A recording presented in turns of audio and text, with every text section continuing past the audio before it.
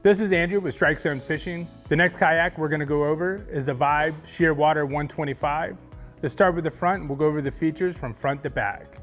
On the very front of the kayak, we have a nice big sturdy rubber handle. Moving further back, we have this bungee protective sleeve that allows you to be able to slide any kind of gear underneath. Along the side of the kayak, you can lay down rods horizontally, and these rubber protective lips kind of protect the eye of the rods. Moving further back on both sides of the kayak, we have the gear track system. This is where you can add those accessories like the Yak Attack rod holders or GoPro mounts, once again without permanently attaching them to the kayak. You completely adjust it based on what you're doing on the water that day. In the center here, we have a nice little dump bin. This allows you to put any kind of gear, hooks, sinkers, things like that. And this is actually removable. Completely take it away from the kayak if you needed to keep it with you for some reason. Little tab here, this is how you open it.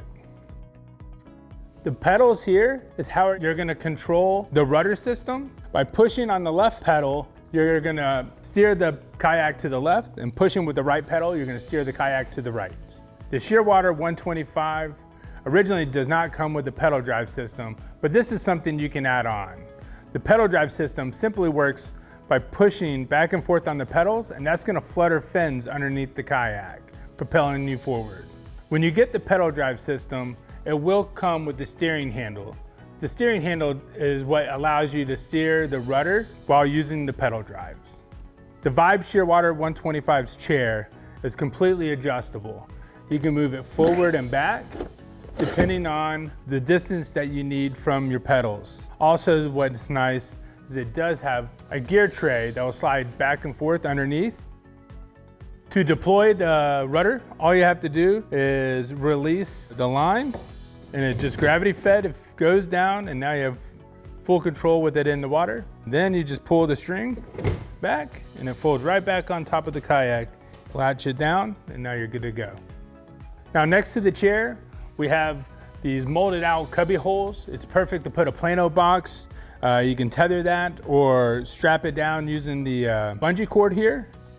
Coming back behind the chair, we have two flush rod holders, 2 on each side. That's 4 in total. That's a lot of rod holders for a kayak like this. In the center here, we have our big gear area. Allows you to put a bait well, a milk crate, things like that to be able to store your gear behind you. On both sides of the kayak is the gear track. I like to put a GoPro mount or a safety flag with a light. It allows you to attach that to the kayak without permanently attaching it to the kayak. Lastly, in the very back of the kayak, we do have the drop-down rudder system. You're gonna control this rudder system either using your feet if you don't have the pedal drive system, or you'll use the steering handle if you end up getting the option of the pedal drives. That was an overview of a few of the Vibe kayaks that we carry at Strike Zone Fishing. Love for you to come by and check out those and the many other Vibe kayaks, and we'd love to get you hooked up with one.